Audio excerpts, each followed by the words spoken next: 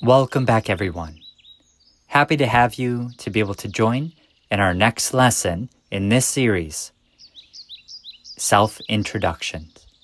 Now, we're going to be looking at lesson 1.1 and being able to see a simple dialogue between Jack and Kelly. And it's going to be nice we have Kelly along with us today, so we'll jump right into it. 自我介绍 Self-Introduction. Hello, I am Jack.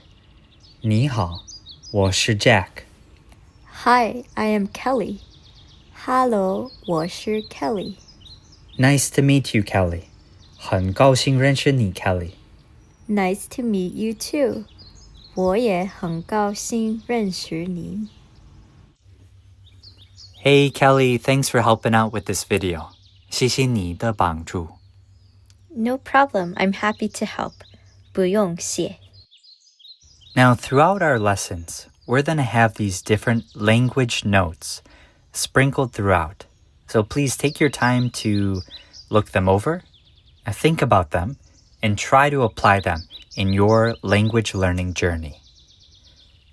We see here the first language note says, when first starting, it can be best to respond based on what the other person says.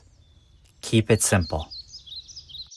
If you take a look where the red arrow is, you'll see it in pinyin and also below in characters and the English. Now, if you'd like to practice, you can look at the pinyin and the characters, but most likely just getting started off, pinyin is going to be the first hurdle you're going to want to tackle. Now, we see it reads here, 语言注意事项刚开始的时候最好是按照对方说的来回答，简单也好。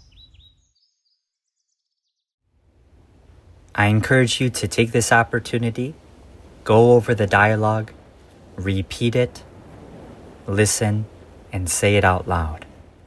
The more you put into it, the more you'll get out of it. Thanks for listening. And until next time, 下次见.